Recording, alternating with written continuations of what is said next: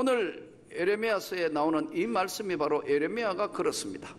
BC 627년부터 약 580년까지 아나돗 출신의 에레미야에게 하나님이 부름을 주시고 그에게 은혜를 주셔서 일반 사람이 볼 수 없는 세계를 바로 에레미야에게 하나님이 보여주시는 겁니다.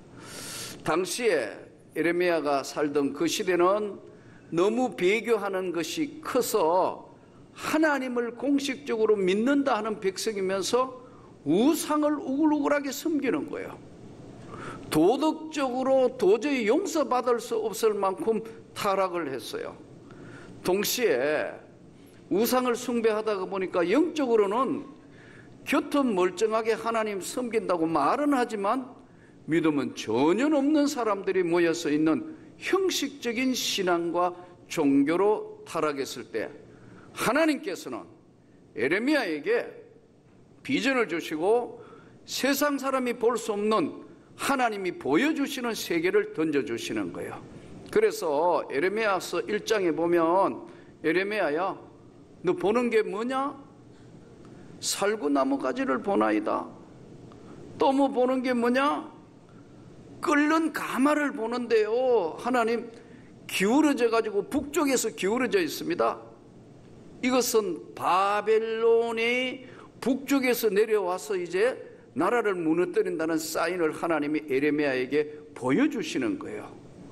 그러니까 여러분, 중요한 거는 보는 것도 참 중요합니다. 여러분, 우리 삶이 거의 보고 행하고 판결하고 또 우리가 움직여야 되니까요. 그러나 보여주시는 것은 더 중요한 거예요. 미래에 대한 것, 또 우리 삶을 어떻게 하나님이 인도하시는 것인가 하는 것을 보여주시는 것. 그래서 보는 것과 보여주시는 걸 구별해야 돼요. 성경에 보세요. 에스겔서에도 하나님께서 에스겔에게 너 보는 것이 뭐냐? 마른 뼈를 봅니다. 사람들이 멀쩡하게 살아있는데도 다 송장처럼 보는 마른 뼈 같은 걸 보는 거예요. 영혼이 없는 사람들이 많다는 거예요. 그래서 마른 뼈가 다시 하나님 말씀으로 다시 일어나는 걸 보여주시는 거예요. 여러분, 은혜 받아야 영혼이 사는 거예요. 성령의 은혜와 능력을 받아야 새로 사는 거예요, 이게요. 예? 마른 뼈 환상을 보여주신다고요. 에스겔서 37장에 보면. 그리고 이 은혜라는 것이 어디서 출발되느냐 하면은 에스겔서 47장에도 보면 성전 문지방에서 하나님의 말씀이 내려오니까 그 말씀이 발목, 무릎, 배꼽, 가슴, 헤엄치는 강이 되는 은혜의 강에 잠기게 하는 것을, 이것을 숨겨 있다가 에스겔에게 너가 뭘 보느냐 하고 말씀하는 거예요. 그래서 청량하게 해요. 어느 정도 은혜의 세계에 잠길 수 있는 걸 청량을 한다고요. 이사야서에도요, 성경에 보세요. 예? 우시아 왕이 죽던 해에 너무 답답하니까, 믿었던 우시아 왕이 죽으니까 너무너무 답답하니까 성전에 가가지고 어떻게 할꼬 하는데 갑자기 서랍들이 나타나면서 놀라운 세계를 이 이사야가 만나는 거예요. 화로다. 내가 인간인데 이 엄청난 세계를 만났다. 나는 이제 망하게 되었다. 그러니까 천사가 와서 핀 숯불을 입에 갖다 대고 내 입이 정하여졌다. 우리는 대부분 세상을 살다가 보니까 너무 이 세상에 깊이 살다가 보니까 한 주간 동안 하나님과의 더 깊은 세계를 만나고 유지해야 되는데 그게 안 되니까 여러분 대부분 보는 것으로 다 판단하는데 보이지 않는 숨겨져 있는 손길, 보여주시는 것을 나타내시는데도 깨닫지도 알지도 못한다는 거예요. 내 백성이 보고 듣고 고침을 받을까 기다리고 계시는데 모른다는 거예요. 에레미야 시대 때는, 에레미야가 살았던 그 시대는 패역한 시대고 영적으로 부패했고 도저히 회복할 게 없는 상황이 되니까 하나님이 바벨론을 통해서 무너뜨리신다는 거예요. 그래서 성경에 보면 바벨론이라는 게 164회나 나와요. 바벨론. 세상의 힘을 가진 자가 무너뜨린다는 거예요. 그런데 이 예레미야가 성경에 보면요, 예레미야가 굉장히 감성적인 사람이에요. 또 예레미야는 또 보면 눈물이 많은 사람이에요. 우리 사람들 중에 그런 사람 있잖아요. 어떤 사람은 찔러도 피도 안 나게 생겼다 그러잖아요. 예, 그런 사람 있어요.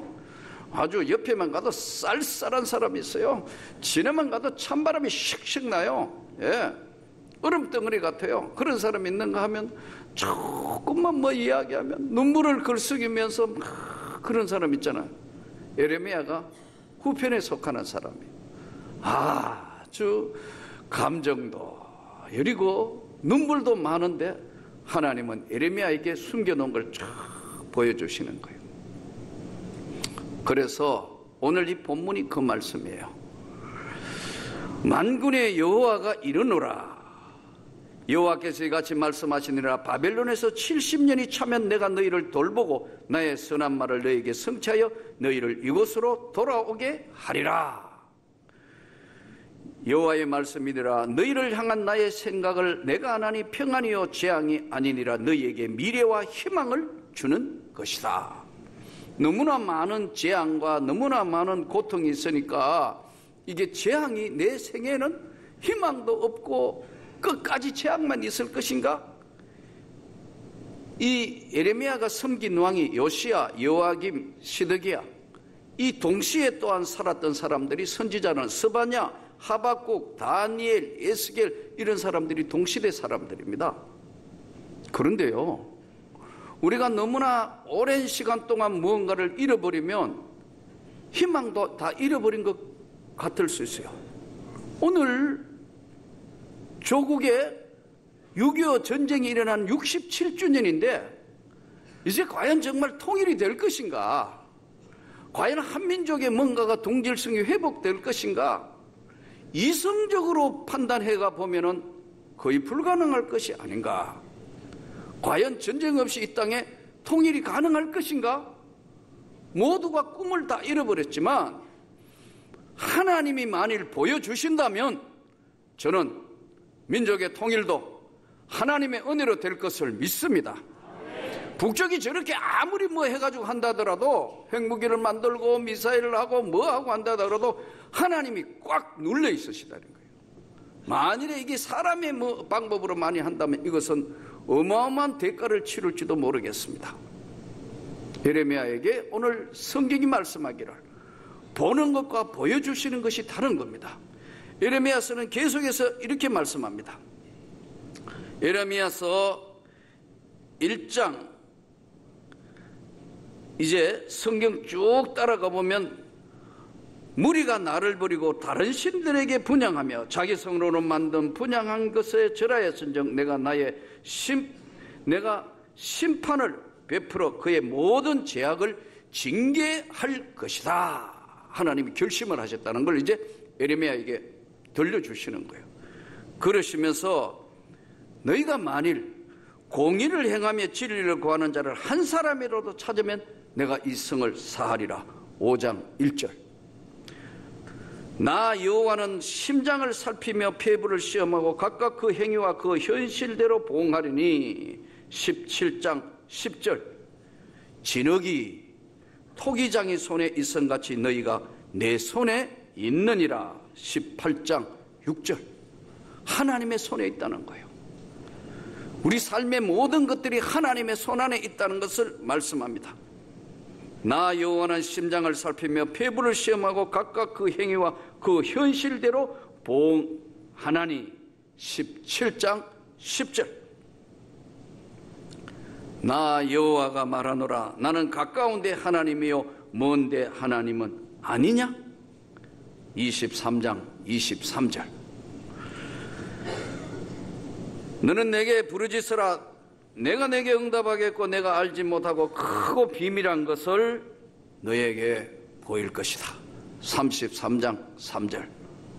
예레미야에게 나타내신 하나님, 에스겔에게 다니엘에게 나타내신 하나님, 사도행전에 보니까 고넬료에게 나타내신 하나님, 왜 우리에게도 나타나시지 않겠느냐는 거예요. 문제는요, 우리가 하나님의 뜻과 하나님 말씀대로 안 한다는 데 문제가 있어요. 성경은 분명히 말하기를 13절에 바로 예레미야처럼 이사야처럼 에스겔처럼 고넬료처럼 우리에게 또 똑같이 하나님이 숨겨져 있던 것을 보는 것과 보여주시는 것이 있다는 것을 말씀하는데 왜 예레미야나 이사야, 에스겔 다 나타나 우리에게 안 나타나죠? 딱 답을 말씀합니다. 너희가 온 마음으로 나를 구하면 나를 찾을 것이요 나를 만나리라. 13절에 명확하게 해놨어요. 근데 그렇게 안 하는 거예요. 우리는 내 할 일대로 다 하고 내 할 거 다 하고 내 시간 딴 데 다 쓰고 하나님 앞에는 기도하는 것도 형식적으로 합니다.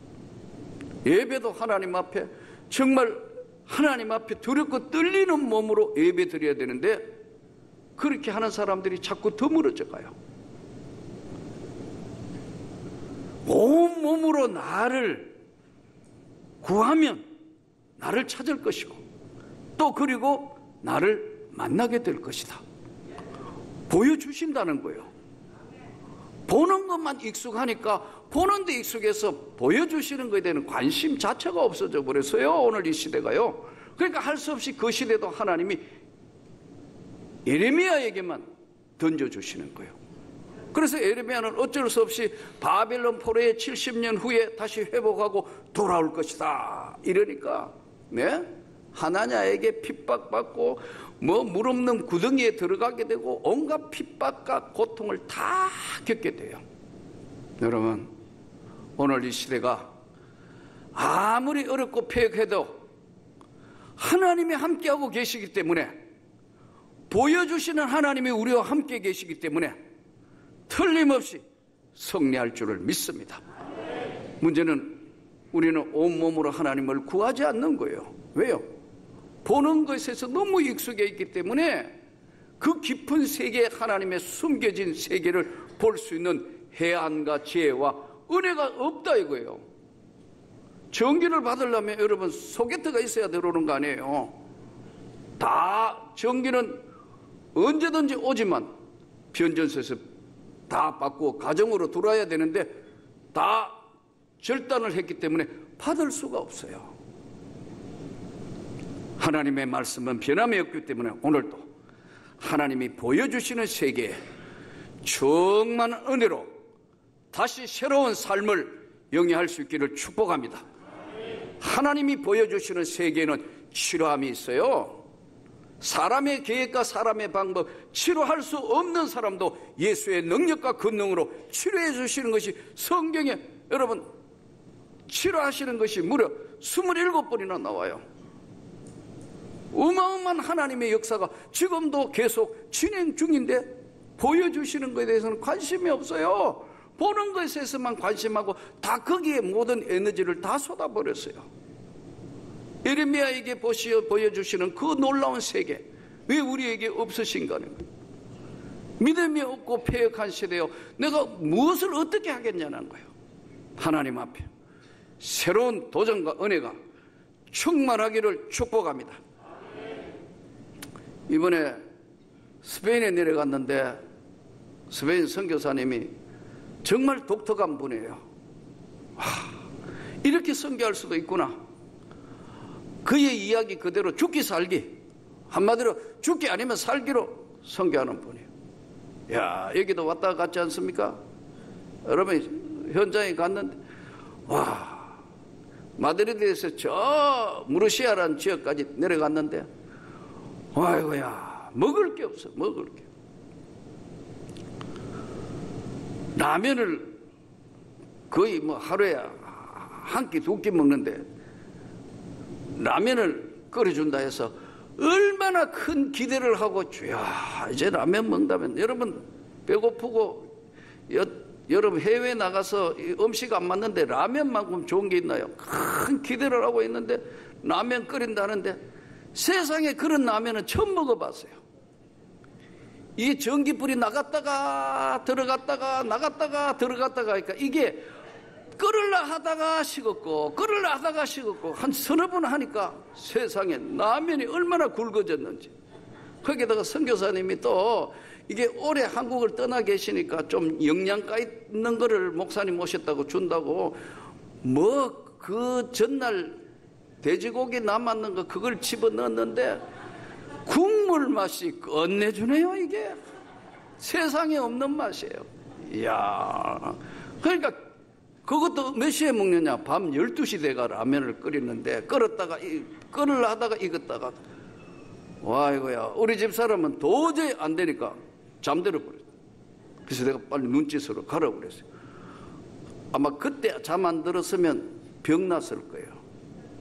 그냥 하나님이 그대로 10시간을 그냥 재우시더라고요. 그냥 너무 피곤하기도 하고 힘드니까 10시간을 자고 저는 그래도 살아야 되니까 먹어야 되니까 끝까지 버티고 같이 이제 선교사님 사모님도 다리가 또 부러져셔가지고 그냥 나가고 둘이 앉아가 먹는데 라면이라고 뜨는데요 다 부러지는 거 있죠. 불어 터져가. 근데 또 라면에 맛있는 김치가 있습니다 해서 큰 기대하고 보니까요 세상에 김치가 익은 게 아니고요 김치가 그걸 뭐라 하나요 그거? 예? 완전히 김치가 이 사갔는 것이 아니고 김치가 물이 된 거예요. 와 이거 오이김치 일반 김치를 냉장고에 넣어놨는데 전기가 나갔다가 떴다가 나갔다가 꺼졌다가 이게 익은 게 아니고 이게 그냥 물이 됐어요. 딱 집으니까 진짜 이 해외에서 김치가 여러분 얼마나 맛있는데 도저히 먹을 수가 없어요. 딱 집다가 그냥 놔둬요. 라면 보니까 할 수 없이 국물 버렸어요. 건더기만 건져가지고 먹는데 이야 기가 막힌데 그래도 죽기 살기 하려는 그 의지를 보고 제가 와 이 세상이 감당이 안 돼요. 자동차도 얼마나 좋은 걸 타고 다니는지 폐차했는데 주워온 차들이에요. 폐차장에서 주워온 차예요. 여러분 그걸 어떻게 뭐 아들이 솜씨가 좋아가 고쳤다는데 이야 이거 가는 게 신기한 거예요. 언제 조정이 안 돼요. 내려가고 앞으로 가고가 안 돼요. 와. 그래가지고 또 명성지 구경시켜준다고 하는데 언덕에 차가 못 올라가요. 못 봤어요. 그 골목 안으로는. 이야 세상 말로 참 기가 막힌데. 그래 또 저희를 보고 그래도 맛있는 거 사주신다고 식당에 가더니 음식을 잔뜩 시켰어요. 뭐 이것도 시키고 저것도 시키고 배가 고픈데 일단 잘 먹는데 잘 계산한대요. 여기 가는데 카드를 끌으니까 카드가 안 되는 거예요. 왜냐하면 한도 초과. 한번 끌으니까 안 돼가지고 그 사람이 탁 보더니 안 된다고 그러더라고. 그러니까 한 번만 더 끌고 보라고 그래. 쫙 끌고도 역시 한도 초과. 그러니까 그분이 이래요. 그래서 내가 눈치를 보고 우리 집 사람 보고 빨리 돈 내라고. 그래서 살아왔어요, 여러분. 근데 이분들이 여러분 선교에 목숨을 걸고 한다 이거요. 이야 보면서 그 열악한 환경이나 거기에서도 목숨을 던져 한다시피 하는 거예요. 여러분 오늘 하나님이 주시는 비전이 있기 때문에 그분들은 그 인생을 살아가면서도 그렇게 즐거워해요. 그렇게 행복해해요. 사람의 눈으로 보면 그거 정말 참 이거 이렇게 살아도 되는 거냐 하지만 그렇게 행복해 한다고. 그리고 거기 막 예? 이 원주민들 거기 있는 사람들 그렇게 행복하고 찬양하고 그 뭐 팔러 가가지고 아무것도 못 팔고 빈손으로 와도 찬양하면서 오는 거 그 이런 거 보니까 야 이거 인생살이라는 거는 생각하기 나름이구나. 여러분 오늘 하나님이 보여주시는 비전은 재앙이 아니고 평안과 기쁨이에요. 우리를 향하신 하나님이 왜 에레미야에게만 보여주시고 이사야에게만 보여주시고 고넬료에만 보내주시고 예? 우리에게는 안 보여주실 것인가? 우리가 전심으로 찾지 않기 때문에 그래요. 제가 여러분에게 확실하게 말씀드리는데 진짜 어려운 문제 있으면 한번 매달려가 하나님 앞에 한번 구해봐요. 예? 기도가 잘 안 되거든 검색해봐요. 일주일만 검색 안 나면 뭔 일이 일어나도 일어날 거예요. 여러분에게 하나님이 사인을 보내신단 말이에요. 안 해요. 다 안다는 거예요. 형식적으로 갈 수 있어요. 보는 것과 보여주신 건 전혀 다른 세계예요. 그분의 능력은 우주와 만물을 만드신 능력이고 살아계신 하나님의 능력이고 치유와 권능과 축복의 문을 여시는 하나님인데 그 하나님이 보여주시는 것에 대해서는 관심이 없어요. 보는 것과 해가지고 내 힘으로 다 이루려고 하다가 보니까 결국은 바벨론에게 멸망당하는데 그거 보고 다 기절초풍하는데 하나님은 미리 예레미야에게 70년 뒤에 다시 돌아오게 될 것이다. 할렐루야. 오늘 이 주의 말씀을 들으며 우리 민족에게 희망이 없다. 과연 정말 통일이 될 것인가? 어떻게 될 것인가? 모두가 회의적일 수 있지만 하나님이 하시면 하게 되는 줄로 믿습니다. 하나님이 보여주시는 비전을 가지고 이번에도 동서독 보니까 그 현장에 가보니까 정말 그들이 독일 교회가 기도하고 기도했더니 하나님이 그 장벽을 무너뜨리시는 한순간에 무너뜨리시는 거예요. 우리는 이 시대를 살면서 하나님이 보여주시는 것에 관심을 가지면서 그 주님이 우리를 어떻게 인도하시고 때로는 우리 가정에 재앙도 있고 너무 어려운 문제도 있고 내 육신의 질고도 있고 내 삶의 현장에서 여러 가지 많은 것들이 있지만 하나님이 보는 것으로 끝난다면 얼마나 힘들고 불행한 인생이겠어요. 보여주시는 거예요.